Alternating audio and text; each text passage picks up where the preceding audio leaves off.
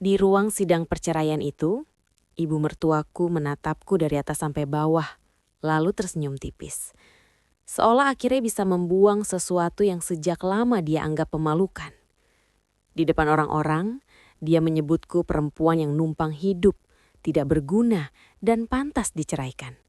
Sementara Arga hanya duduk di sampingnya dengan rahang mengeras tanpa sekalipun membelaku. Yang paling menusuk justru bukan kata-katanya, tapi cara mereka memperlakukanku seperti aku tidak pernah ada.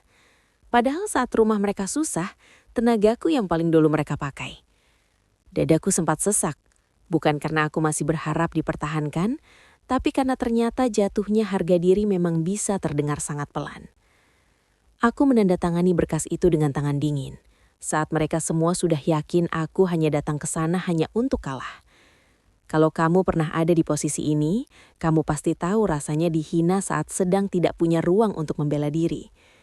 Tapi pagi itu, aku memilih diam, karena ada sesuatu yang sejak awal mereka kira tidak penting. Padahal justru itulah yang sebentar lagi akan membuat seluruh ruangan berubah sunyi. Namaku Naila. 5 tahun aku menikah dengan Arga, tapi di rumah keluarganya, aku tidak pernah benar-benar diperlakukan sebagai menantu. Aku lebih mirip orang numpang yang boleh disuruh apa saja, tapi tidak punya hak untuk dihargai. Aku yang bangun paling pagi, masak, antar ibu mertuaku berobat, bahkan ikut menutup kebutuhan rumah saat usaha Arga sempat turun. Tapi, setiap pengorbananku selalu dianggap biasa, seolah itu memang kewajibanku sejak awal. Yang lebih menyakitkan, saat keadaan mereka mulai membaik, sikap mereka justru makin dingin. Ibu mertuaku sering menatapku sambil tersenyum tipis lalu berkata pelan, "Orang kalau tahu diri harusnya nggak usah banyak berharap." Kalimat itu sederhana, tapi entah kenapa selalu terasa seperti dorongan halus agar aku sadar diri dan mundur sendiri. Kalau kamu pernah ada di posisi ini, kamu pasti tahu rasanya tinggal serumah dengan orang-orang yang tidak perlu berteriak untuk membuatmu kerasa kecil. Pagi itu aku datang ke pengadilan dengan map coklat di tangan. Jemariku dingin meski cuaca panas. Sebelum aku lanjut, bantu subscribe dulu ya, karena cerita ini mungkin bakal bikin kamu ikut sesak.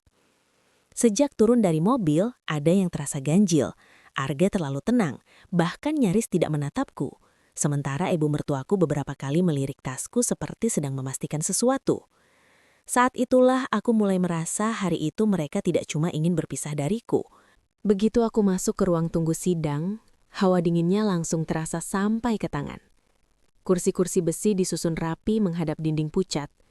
Beberapa orang duduk dengan wajah tegang, tapi anehnya, justru keluarga Arga yang paling santai pagi itu. Ibu mertuaku duduk dengan punggung tegak, tas disandarkan di tangkuan, lalu menatapku dari ujung jilbab sampai sepatu, seperti sedang menilai barang yang sebentar lagi akan dikembalikan. Tatapannya tidak meledak-ledak, tapi justru itu yang bikin perih.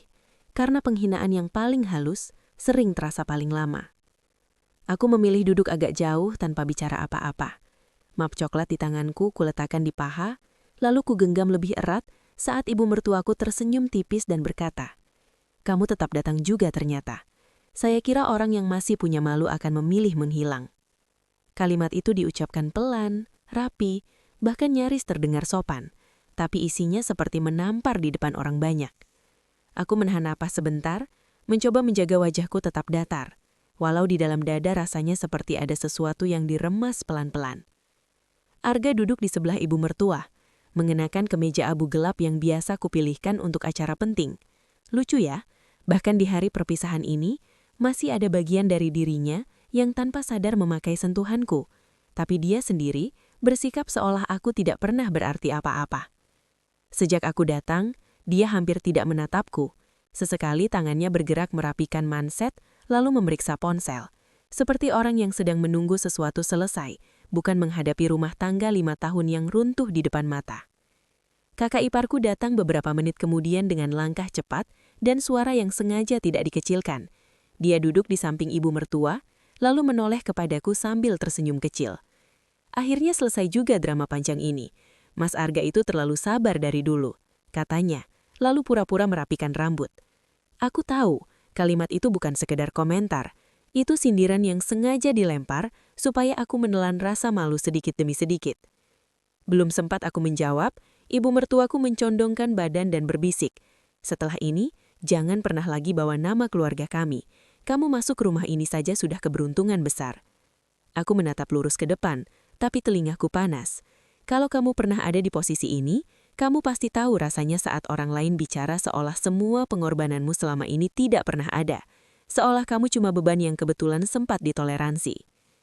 Aku mencoba fokus pada suara langkah orang-orang yang lewat di koridor, pada bunyi map yang dibuka petugas, pada apa saja selain ucapan mereka.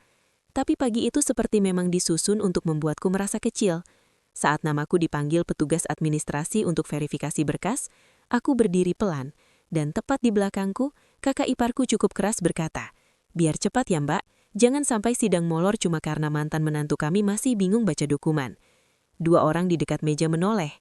Aku bisa merasakan pipiku memanas, bukan karena malu tidak tahu harus bagaimana, tapi karena mereka benar-benar menikmati semua ini.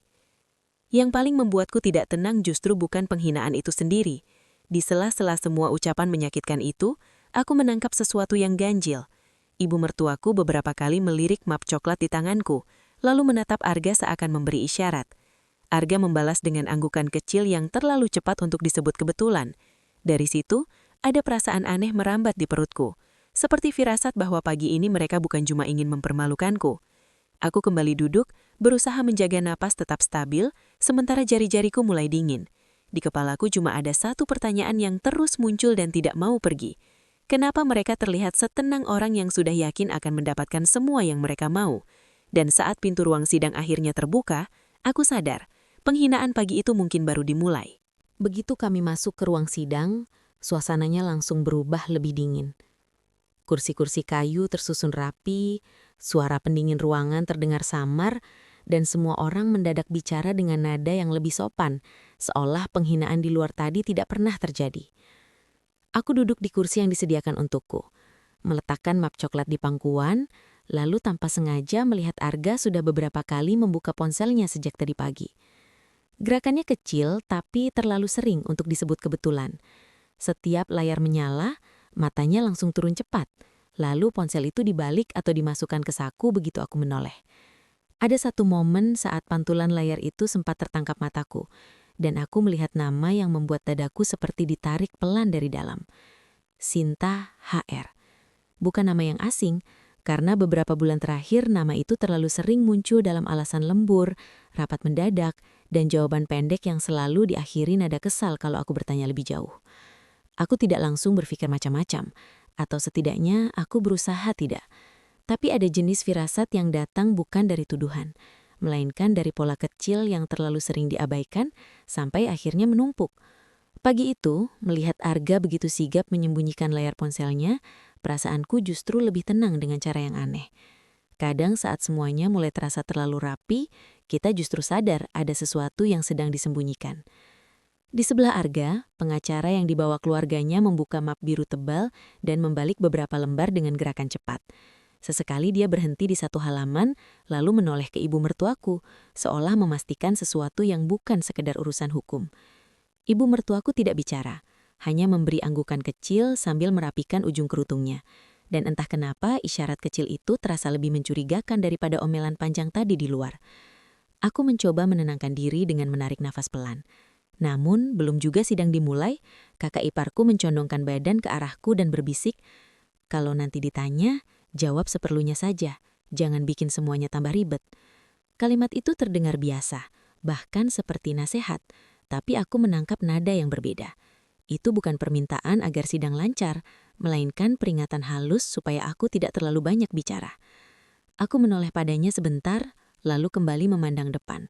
Di situ aku mulai merasa seperti sedang duduk di tengah sesuatu yang sudah lebih dulu disusun tanpa sepengetahuanku.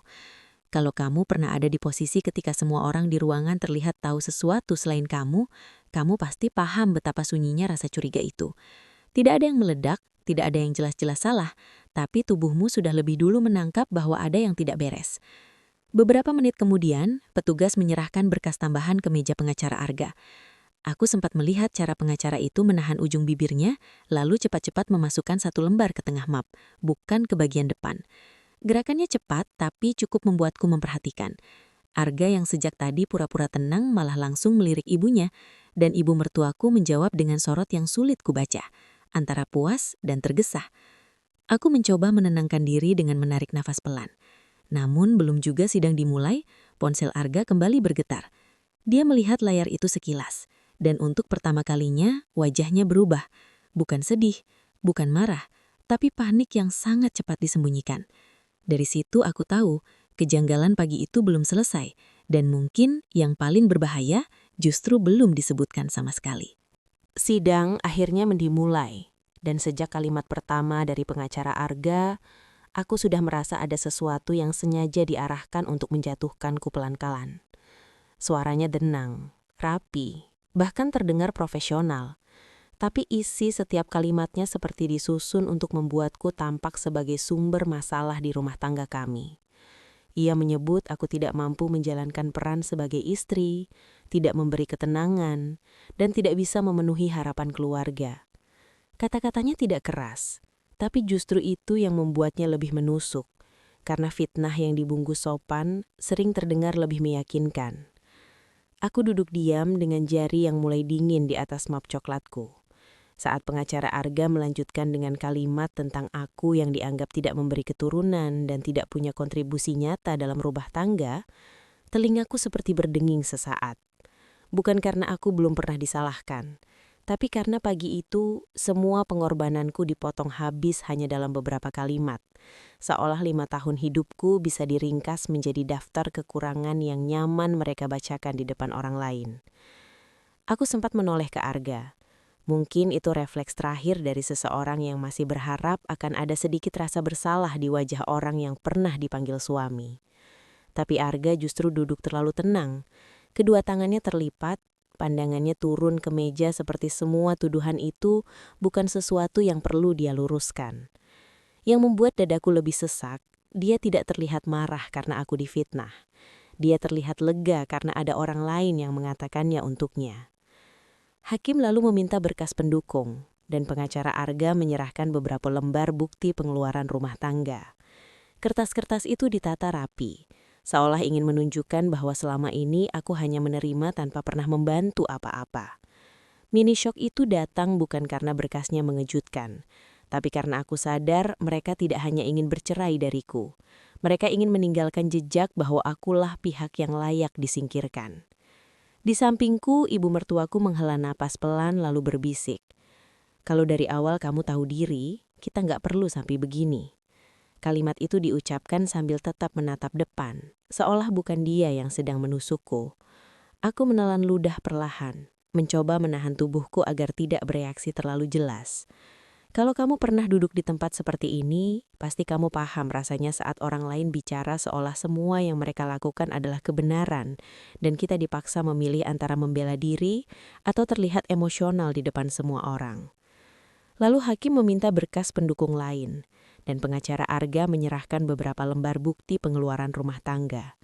Kertas-kertas itu ditata rapi, seolah ingin menunjukkan bahwa selama ini aku hanya menerima tanpa pernah membantu apa-apa. Mini shock itu datang bukan karena berkasnya mengejutkan, tapi karena aku sadar mereka tidak hanya ingin bercerai dariku. Mereka ingin meninggalkan jejak bahwa akulah pihak yang layak disingkirkan. Di sampingku, ibu mertuaku menghela napas pelan lalu berbisik. Kalau dari awal kamu tahu diri, kita nggak perlu sampai begini. Kalimat itu diucapkan sambil tetap menatap depan, seolah bukan dia yang sedang menusukku. Aku menelan ludah perlahan, mencoba menahan tubuhku agar tidak bereaksi terlalu jelas. Kalau kamu pernah duduk di tempat seperti ini, pasti kamu paham rasanya saat orang lain bicara seolah semua yang mereka lakukan adalah kebenaran, dan kita dipaksa memilih antara membela diri atau terlihat emosional di depan semua orang. Lalu hakim meminta satu hal yang sejak tadi kupikir mungkin akan jadi celah paling jujur hari itu. Apakah ada pihak ketiga dalam rumah tangga kami? Ruangan mendadak lebih sunyi. Aku menoleh ke Arga dan tanpa jeda yang berarti mahni, dia langsung menjawab tidak ada. Jawabannya terlalu cepat, terlalu rata, seperti kalimat yang sudah disiapkan jauh sebelum pertanyaan itu keluar. Bukan isi jawabannya yang membuatku tersendat, tapi cara dia mengucapkannya tanpa ragu sedikit pun. Di detik itu, sesuatu di dalam diriku justru berubah. Aku tidak lagi merasa terpukul seperti beberapa menit sebelumnya. Ada ketenangan yang aneh, dingin, dan tidak nyaman. Karena untuk pertama kalinya pagi itu, aku melihat pola yang lebih jelas. Ponsel yang disembunyikan, nama yang sempat kulihat, berkas yang dipilih rapi, dan sekarang penyangkalan yang terlalu siap. Semua belum menjadi bukti utuh, tapi cukup membuat naluriku berhenti memohon penjelasan. Aku menarik napas pelan dan merapikan posisi dudukku. Pengacara Arga masih berbicara. Ibu mertuaku masih sesekali melirik dengan wajah puas. Tapi pikiranku sudah bergerak ke arah lain. Kalau seseorang begitu hati-hati menyusun cerita tentang kamu, biasanya karena ada bagian yang sangat ingin dia tutupi. Dan saat itu aku mulai yakin bahwa yang sedang mereka sembunyikan jauh lebih besar daripada alasan perceraian yang baru saja mereka bacakan. Saat sidang diskors sebentar, aku izin keluar untuk mengambil air minum. Tenggorokanku terasa kering sejak tadi. Bukan cuma karena banyak hal yang harus kutelan, tapi karena suasana ruang sidang itu seperti terus menekan dadaku pelan-pelan. Lorong belakang gedung pengadilan lebih sepi, hanya terdengar bunyi langkah petugas dan suara pintu yang sesekali terbuka. Aku berdiri sebentar di dekat dispenser, mencoba menenangkan nafas, ketika samar-samar aku mendengar suara Arga dari arah tangga darurat. Awalnya aku tidak berniat mendekat. Aku sudah terlalu lelah untuk mencari luka baru. Tapi saat satu nama terdengar jelas, tubuhku seperti bergerak sendiri. Sinta. Namanya keluar dari mulut Arga dengan nada yang tidak pernah lagi dia pakai padaku selama berbulan-bulan terakhir. Nada pelan yang terasa akrab dan terlalu hati-hati. Aku berhenti di balik dinding. Gelas plastik masih di tangan. Dan dari situ aku mendengar semuanya jauh lebih jelas daripada yang siap kuterima. Sinta bertanya dengan suara tegang. Dia belum bilang apa-apa soal keluarganya. Arga jawab cepat. Belum. Dari dulu dia memang gak pernah buka soal itu. Jantungku langsung berdegup lebih keras. Bukan cuma karena mereka bicara berdua diam-diam, tapi karena arah pembicaraan mereka sama sekali bukan soal perasaan atau rumah tangga. Mereka bicara tentang sesuatu yang memang sengaja disembunyikan dariku. Sinta lalu berkata pelan, "Kalau dia benar masih terhubung ke aset ayahnya, semua perhitungan kita bisa berantakan." Kata kita di kalimat itu menancap lebih dalam daripada yang lain. Bukan hanya karena kalimat itu membuktikan mereka berdiri di sisi yang sama, tapi karena ternyata aku memang tidak pernah salah saat merasa ada orang ketiga di antara kami. Hanya saja pengkhianatannya lebih buruk dari yang kubayangkan. Ini bukan sekadar hubungan diam-diam, ini kerjasama. Aku mencengkram gelas itu sampai sisi plastiknya penyot. Tangan kiriku mulai dingin, sementara telingaku menangkap suara Arga dengan suara rendah yang sangat kukenal. Suara yang dulu kupikir hanya muncul saat dia sedang serius memikirkan masa depan kami. Tenang saja, setelah putusan keluar dan dia tanda tangan, urusan itu selesai. Yang penting dia nggak sadar kalau bagian itu ikut ke bawah. Kata-katanya rapi, nyaris tanpa emosi. Dan justru karena itulah aku merasa seperti ditampar lebih keras daripada semua hinaan ibu mertuaku pagi itu. Jadi selama ini bukan cuma aku yang diceraikan pelan-pelan. Aku sedang diarahkan, dibuat lelah, dibuat kecil, dibuat merasa tidak punya posisi tawar supaya hari ini aku datang hanya untuk menyerah.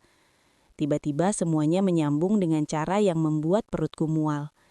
Kenapa ibu mertuaku terus melirik map di tanganku? Kenapa pengacara Arga tampak terlalu yakin? Kenapa ada lembar tambahan yang seakan harus segera kutandatangani? Mereka bukan cuma ingin menyingkirkanku dari keluarga ini. Mereka ingin memastikan aku pergi sambil membawa luka dan meninggalkan sesuatu yang bahkan belum sempat kubela. Sinta terdengar kembali, kali ini lebih pelan, tapi cukup jelas. Aku cuma gak mau semua ini gagal gara-gara dia ternyata lebih tahu dari yang kita kira. Ada jeda sedikit setelah kalimat itu, lalu Arga tertawa pendek. Tawa yang datar, kering, dan asing. Naila itu terlalu percaya. Dia selalu mikir orang jujur akan diperlakukan jujur. Aku menutup mata sebentar. Dari semua yang kudengar, justru kalimat itulah yang paling menyakitkan. Bukan karena dia menertawakanku, tapi karena dia menjadikan ketulusanku sebagai kelemahanku. Kalau kamu pernah ada di titik saat orang yang paling kamu bela ternyata justru menghitung caramu jatuh, mungkin kamu tahu rasanya. Dadaku panas, tapi anehnya kepalaku justru jadi lebih jerah. Sedihku belum hilang, marahku juga belum sepenuhnya naik, tapi di momen itu ada sesuatu yang patah dengan tenang di dalam diriku. Harapan terakhir bahwa Arga mungkin masih punya batas, ternyata selesai tepat di lorong sempit itu. Aku mundur satu langkah pelan agar tidak menimbulkan suara. Gelas plastik di tanganku nyaris remuk, dan aku baru sadar nafasku sejak tadi tertahan. Aku tidak menangis, mungkin karena rasa sakit yang datang terlalu utuh sampai tubuhku malah memilih diam. Aku hanya berdiri beberapa detik, menatap lantai pucat di bawah kakiku sambil membiarkan satu kenyataan itu menetap. Bahwa lelaki yang menikahiku 5 tahun lalu bukan cuma sedang meninggalkanku, tapi juga sedang ikut mengatur cara aku dibuat kalah. Saat aku kembali berjalan ke ruang sidang, langkahku terasa berbeda. Lorong yang tadi cuma terasa dingin, sekarang seperti menyimpan gema dari semua yang baru saja kudengar. Dari jauh, aku melihat ibu mertuaku duduk dengan wajah tegas. Kakak iparku sibuk dengan ponsel, dan Arga sudah kembali ke kursinya seperti tidak ada apa-apa. Tidak ada satupun dari mereka yang tahu aku baru saja mendengar cukup banyak untuk mengubah semuanya. Dan disitulah, untuk pertama kalinya pagi itu, aku berhenti merasa sebagai korban yang sedang menunggu diputuskan nasibnya. Karena setelah mendengar pengkhianatan sebesar itu, aku sadar satu hal yang membuatku lebih tenang daripada sebelumnya. Bahwa mereka mungkin sudah menyiapkan permainan ini dengan rapi, tapi mereka belum tahu aku juga mulai melihat papan catur yang sama. Aku kembali ke ruang sidang dengan langkah yang lebih pelan, tapi justru lebih mantap. Lorong yang tadi terasa menyesakkan sekarang membuatku anehnya lebih tenang. Seolah semua potongan yang sejak pagi berserakan akhirnya mulai membentuk gambar yang jelas. Aku duduk lagi di kursiku, meletakkan map coklat di pangkuan, lalu menatap meja sidang dengan wajah setenang mungkin. Di dalam dada, rasa sakit itu masih ada, tapi bentuknya sudah berubah. Bukan lagi luka yang membuatku goyah, melainkan sesuatu yang menahan aku supaya tidak gegabah. Arga kembali ke kursinya beberapa detik setelah itu, dan aku sempat menangkap cara dia duduk yang berbeda. Tadi dia terlihat terlalu yakin, tapi sekarang bahunya sedikit lebih kaku, seolah ada ketegangan kecil yang belum sempat dia rapihkan. Ibu mertuaku tetap menampilkan wajah yang sama, dingin dan merasa paling benar. Hanya saja sorot matanya beberapa kali jatuh ke map di tanganku.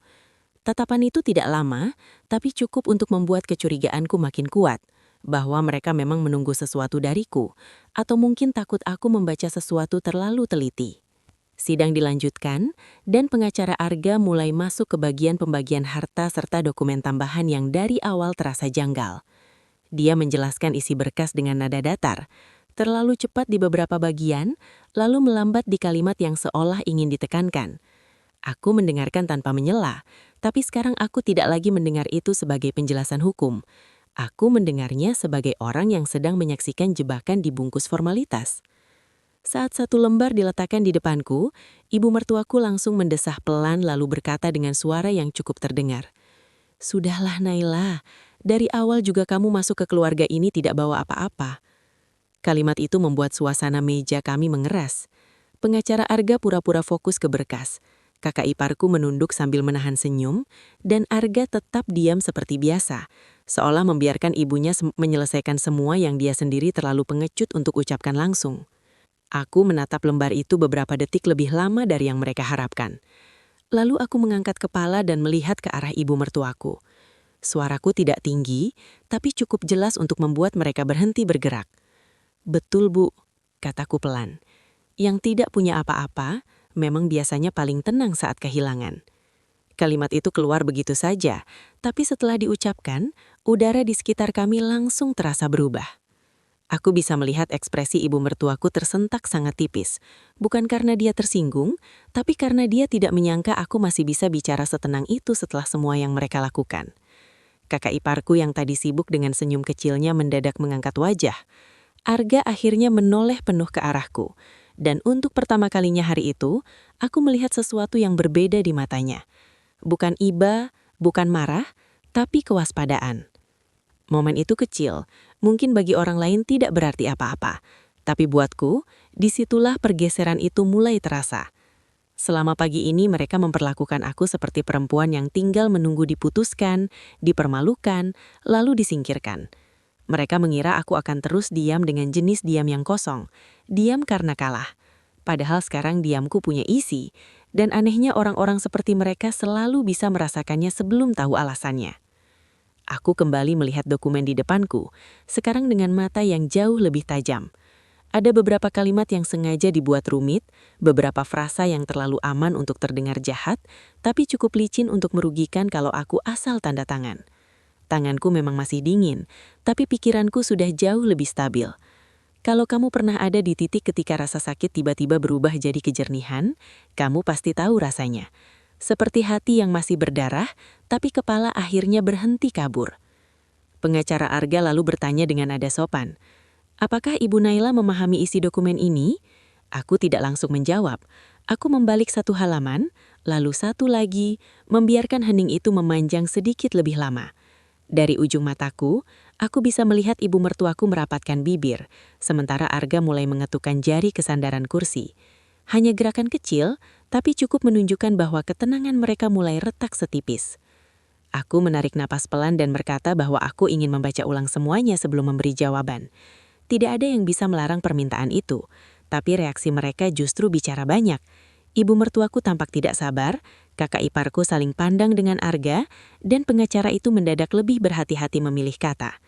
Dari situ aku tahu, yang sedang bergeser bukan cuma suasana. Kendali kecil yang sejak pagi mereka pegang perlahan mulai pindah ke tanganku, meski mereka belum sadar seberapa jauh aku sudah melihat. Dan saat aku menutup halaman terakhir tanpa buru-buru bicara, aku tahu satu hal pasti. Setelah ini, mereka tidak lagi berhadapan dengan Naila yang datang ke pengadilan hanya untuk bertahan. Mereka sedang berhadapan dengan seseorang yang akhirnya berhenti takut kehilangan apapun. Sejak pagi, mereka terus mengira diamku adalah tanda aku tidak tahu apa-apa. Padahal justru karena terlalu banyak yang sudah kudengar dan kulihat, aku memilih menahan semua reaksiku rapat-rapat. Aku tidak lagi menatap Arga seperti istri yang menunggu penjelasan. Dan aku juga tidak menanggapi ibu mertuaku yang beberapa kali mendesah seolah kesabarannya sedang diuji oleh perempuan bodoh yang lambat paham.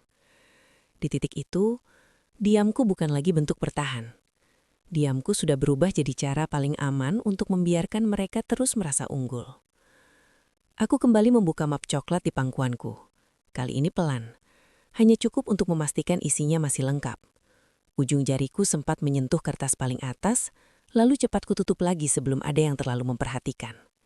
Dari samping, aku bisa merasakan tatapan ibu mertuaku jatuh ke tanganku. Tidak lama, tapi penuh rasa ingin tahu yang ditahan. Sorot matanya seperti orang yang sedang mencoba memastikan sesuatu masih berada di tempat yang dia khawatirkan. Pengacara Arga melanjutkan penjelasan dengan nada lebih hati-hati dari sebelumnya. Aku menangkap satu perubahan kecil yang justru terasa penting. Dia tidak lagi terlalu cepat mendorongku untuk segera menyetujui semuanya. Seolah ada bagian dari dirinya yang mulai membaca ketegangan baru di meja kami. Arga sendiri beberapa kali memindahkan posisi duduk, merapikan manset, lalu menoleh sekilas ke arahku dan map itu. Gerakan kecilnya tampak sepele, tapi cukup untuk menguatkan dugaanku bahwa yang mereka takutkan bukan aku menangis atau marah. Mereka takut aku membuka sesuatu. Aku tetap diam, tapi bukan diam yang kosong. Di dalam kepalaku semua potongan itu terus tersusun dengan semakin jelas. Percakapan di tangga darurat, nama Sinta di layar ponsel, berkas tambahan yang terlalu rapi, anggukan ibu mertua yang berulang, dan sekarang cara mereka mengawasi map di tanganku seolah disitulah letak satu hal yang tidak boleh berpindah arah. Kalau kamu pernah ada di posisi ketika orang-orang mulai gugup hanya karena kamu berhenti bereaksi, kamu pasti tahu ada kekuatan aneh dalam ketenangan seperti itu. Beberapa menit kemudian, ibu mertuaku mencondongkan badan dan berkata pelan tanpa menatapku, "Jangan bikin semuanya makin panjang. Kadang perempuan harus tahu kapan dia sudah kalah." Kalimat itu terdengar lembut, tapi justru karena itulah ia terasa lebih kejam. Bukan lagi hinaan kasar seperti sebelumnya. melainkan dorongan halus supaya aku menyerah dengan sopan, supaya mereka tetap bisa terlihat benar sampai akhir. Dadaku sempat mengencang, tapi kali ini aku tidak merasa hancur. Aku hanya semakin yakin bahwa orang yang paling sibuk menyuruh kita diam, biasanya adalah orang yang paling takut jika kita bicara. Aku mengangkat kepala dan menatap lurus ke depan, membiarkan beberapa detik berlalu tanpa jawaban. Hening kecil itu terasa janggal bagi mereka. Karena sejak tadi mereka berharap aku akan bereaksi secara emosional lalu terlihat lemah di depan semua orang. Tapi aku tidak memberi mereka itu. Aku hanya menarik napas perlahan, menutup map dengan gerakan rapi lalu meletakkan telapak tangan di atasnya, seperti seseorang yang sudah memutuskan sesuatu dalam hati. Arga akhirnya bicara setelah cukup lama diam. Suaranya pelan, tapi terlalu datar untuk disebut peduli. Naila, nggak semua hal perlu dipersulit. Kalimat itu singkat namun cukup membuat tengkuku terasa panas. Setelah semua fitnah, hinaan, dan pengaturan yang kulihat pagi ini, dia masih bicara seolah aku yang berpotensi merusak suasana. Ada jenis pengkhianatan yang paling menyakitkan bukan karena keras, tapi dilakukan sambil tetap merasa diri paling masuk akal. Aku menoleh ke arahnya sebentar lalu kembali memandang meja sidang. Di kepalaku ada satu garis yang semakin tegas. Aku tidak akan membuka semuanya sekarang. Tidak juga terlalu cepat. Mereka masih harus merasa aman beberapa menit lagi. Mereka masih harus percaya bahwa aku tetap Naila yang bisa ditekan, diarahkan, lalu dipulangkan dalam keadaan kalah. Karena kadang kebenaran tidak perlu dilempar saat itu juga. Kadang kebenaran justru paling menghantam saat orang lain sudah terlalu nyaman berdiri di atas kebohongannya sendiri. Ruangan itu terasa semakin sunyi, walau sidang masih berjalan. Bahkan suara lembar kertas yang dibalik terdengar lebih keras dari sebelumnya. Aku bisa merasakan kegelisahan kecil mulai berpindah dari dadaku ke meja mereka. Belum besar, belum cukup untuk membuat mereka runtuh, tapi sudah cukup untuk mengganggu ketenangan yang sejak tadi mereka pamerkan. Dan saat aku kembali menyentuh eji map coklat itu dengan tenang, aku tahu mereka belum sadar satu hal penting.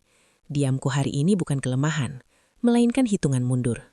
Setelah suasana di meja kami mulai berubah, pengacara Arga kembali mencoba mengambil kendali. Dengan nada yang tetap sopan, dia mendorong berkas tambahan itu sedikit lebih dekat ke arahku dan berkata bahwa semuanya akan lebih mudah kalau aku menandatanganinya sekarang. Kalimatnya halus, tapi justru disitulah tekanannya terasa. Mereka tidak lagi sekadar menunggu keputusanku. Mereka mulai terlihat butuh aku segera mengiyakan sesuatu. Aku membaca lagi bagian yang tadi membuatku berhenti. Susunan katanya rapi, terlalu aman untuk terdengar berbahaya, tapi jelas mengarah pada pelepasan hak atas hal-hal yang mungkin muncul setelah perceraian. Di ujung mataku aku melihat, Arga mengetukkan jari ke kursi satu kali, lalu berhenti saat sadar aku memperhatikan. Ibu mertuaku menarik nafas panjang dan berkata dengan suara rendah, "Jangan bikin repot. Dari awal kamu juga tidak pernah benar-benar paham urusan keluarga ini." Kalimat itu halus, tapi cukup untuk membuat tenggorokanku mengeras. Ada jenis penghinaan yang lebih menyakitkan karena dibungkus seolah nasihat, seolah mereka sedang membimbingku padahal sebenarnya sedang menekanku. Aku menatap lembar itu lebih lama, lalu bertanya pelan, "Kalau aku tidak tanda tangan sekarang, kenapa?" Pertanyaanku sederhana, tapi efeknya langsung terasa. Pengacara Arga tidak langsung menjawab, dan ibu mertuaku justru lebih cepat menyela. "Jangan merasa kamu masih punya posisi tawar," katanya. Kali ini tanpa senyum. Kakak iparku yang sejak tadi diam ikut menoleh, lalu menambahkan dengan nada tipis, "Orang kalau sudah dibantu bertahun-tahun harusnya tahu kapan berhenti menyulitkan." Dadaku sempat sesak. Tapi bukan karena aku percaya ucapan mereka. Justru karena aku akhirnya melihat sejelas itu cara mereka mencoba menekanku beramai-ramai sambil tetap menjaga wajah seolah paling benar. Lalu aku menoleh ke Arga. Sejak tadi dia banyak diam, membiarkan ibunya bicara, membiarkan pengacaranya mendorong aku, membiarkan aku diposisikan sebagai pihak yang keras kepala. "Kamu yakin mau lanjut dengan cara ini?" tanyaku pelan. Arga mengangkat wajah dan untuk sesaat ada jeda yang terasa lebih berat dari suara apapun di ruangan itu. Lalu dia menjawab, "Kamu mau putar cerita jadi aku yang jahat." Nada suaranya datar, tapi justru jawaban itu terasa seperti pengakuan yang tidak sengaja lolos. Di detik itu aku benar-benar tahu bahwa mereka mulai gelisah. Bukan karena aku marah, tapi karena aku sudah berhenti bereaksi sesuai yang mereka harapkan. Kalau kamu ada di posisiku, kamu akan diam atau melawan? Aku sempat menanyakan itu pada diriku sendiri, karena setelah titik ini, semuanya tidak akan bisa kembali lagi. Ini bukan lagi soal bercerai baik-baik. Ini soal apakah aku akan membiarkan diriku diinjak sampai akhir, atau akhirnya membuat mereka menghadapi sesuatu yang sejak pagi mereka kira aman disembunyikan. Aku merapikan posisi map coklat di pangkuanku dan membiarkan hening kecil tumbuh di meja kami. Pengacara Arga menelan ludah sebelum kembali membuka mulut. Tapi kali ini, sorot matanya tidak setenang tadi. Ibu mertuaku merapatkan bibir, sementara Arga menatap tanganku terlalu lama. Dari situ aku paham satu hal, bahwa tekanan yang sejak pagi mereka arahkan kepadaku perlahan mulai berbalik, dan mereka baru saja menyadarinya. Aku membuka map coklat itu pelan, tanpa tergesa. Justru saat mereka semua sedang menunggu aku menyerah. Ujung kertas di dalamnya sempat bergetar sedikit di jemariku. Bukan karena aku ragu, tapi karena aku tahu setelah ini tidak ada lagi ruang untuk pura-pura tidak mengerti. Aku mengeluarkan beberapa lembar dokumen dan meletakkannya di atas meja dengan rapi. Kop perusahaan di halaman pertama langsung membuat pengacara Arga berubah wajah, seolah dia baru sadar bahwa pagi itu tidak hanya ada satu pihak yang datang dengan persiapan. Ruangan mendadak sunyi dengan cara yang aneh. Hakim meminta dokumen itu diserahkan ke depan. Dan saat pengacara Arga membacanya sekilas, rahangnya terlihat menegang. Ibu mertuaku yang sejak pagi paling sering bicara, justru membeku dengan tangan mencengkram tas. Sementara Arga menatap kertas itu terlalu lama, seperti sedang berharap matanya salah membaca. Dari semua ekspresi yang kulihat, justru diam mereka itulah yang paling memuaskan. Karena untuk pertama kalinya, yang mereka hadapi bukan lagi perempuan yang mereka anggap bisa ditekan. Aku belum bicara banyak.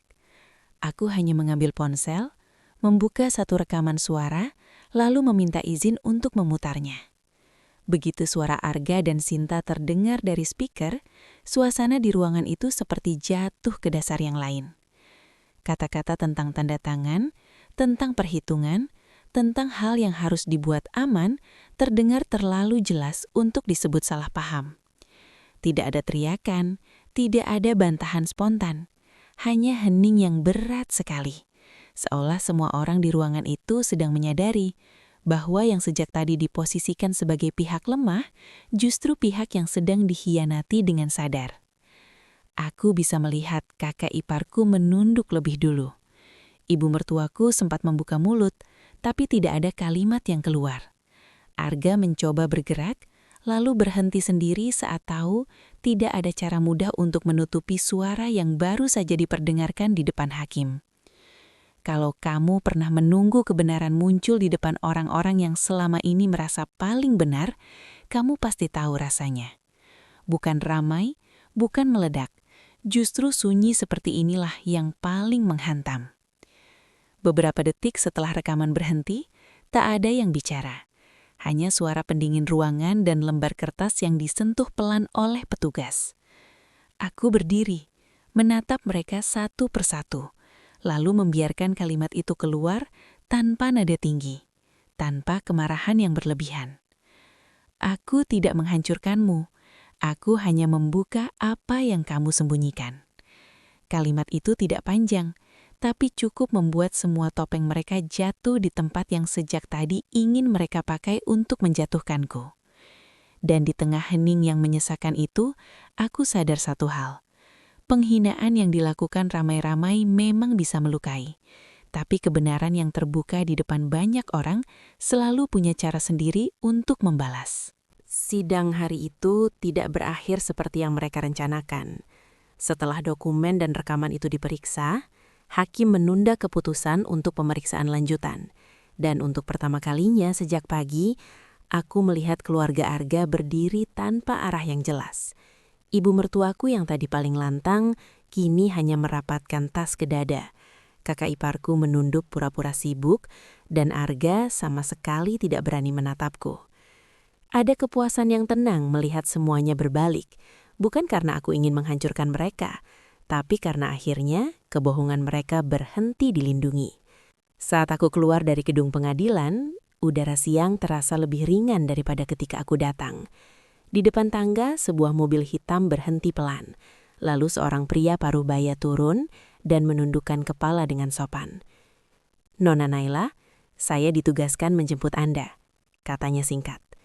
Dari sudut mataku, aku sempat melihat 2 orang dari keluarga Arga yang masih berdiri di sana, langsung terdiam. Dan anehnya, aku tidak lagi merasa perlu menjelaskan apapun kepada siapapun. Aku masuk ke mobil tanpa menoleh lama. Tanganku memang masih dingin, tapi dadaku jauh lebih tenang dibanding pagi tadi. Kalau kamu pernah dihina saat sedang lemah, mungkin kamu tahu rasanya ketika akhirnya bukan teriakan yang membelamu, melainkan kebenaran yang datang tepat waktu. Sejak hari itu aku belajar, harga diri tidak selalu harus dibela dengan marah. Kadang cukup dijaga diam-diam, sampai orang yang meremehkan kita dipaksa melihat sendiri siapa yang sebenarnya sedang mereka injak. Dan justru dari situlah hidupku yang baru mulai terbuka.